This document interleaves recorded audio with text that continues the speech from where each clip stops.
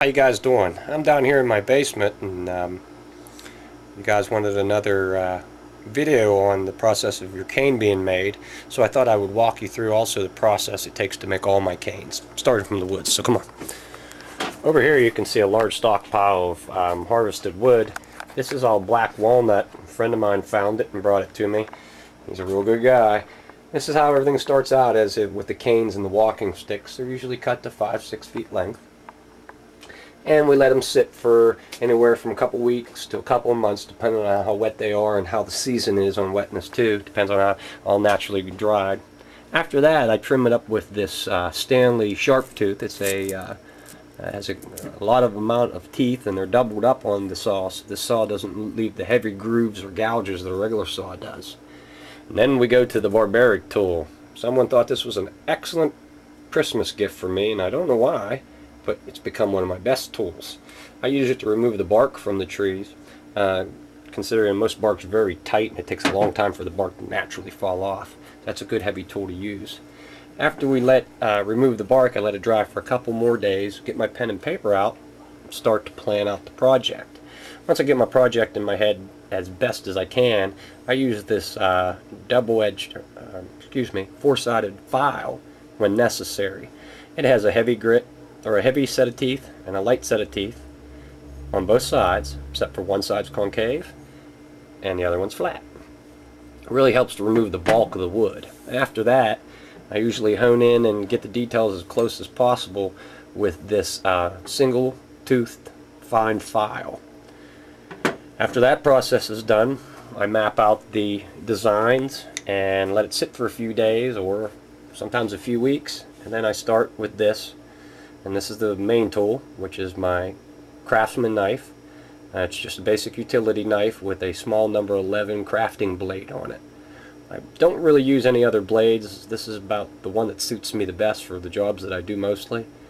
So I haven't really worked with any other blades at this time, but who knows, we will. Over here is a number 220 grit sandpaper.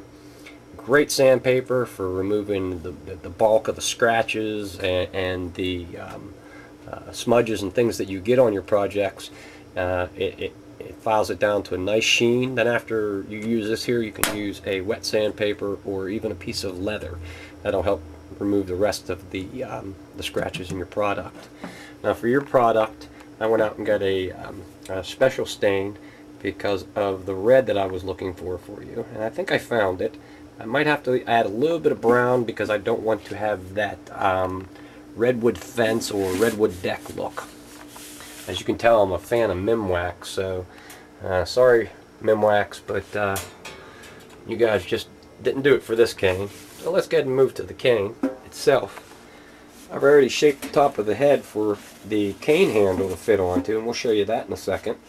And I've added the second coat of dye. It's coming out pretty nice. I've got to do a little bit more detail work and some raising and dropping of some of the leaves.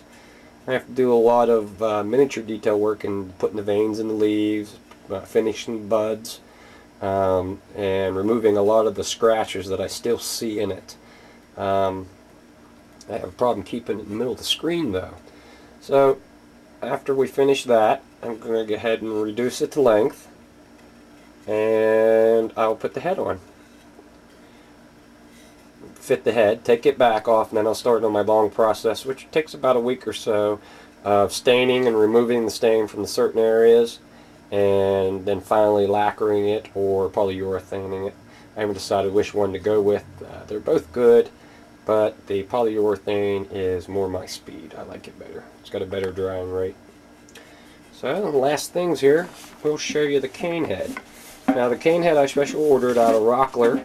It's a company that deals in the craftsman side of everything that you work on, whether it be door handles or kite string. They're a very, very good company, so I recommend them for anything else. This is the two-piece cane head I've decided on. It has a surrealist picture of two large birds flying in the skies. It's a heavyweight handle, solid brass, and finished, so it's easy to take care of, and it's a very attractive looking piece, if I don't say so myself. So I need to get back to work here, and I hope you enjoyed the detail so far. Thanks a lot.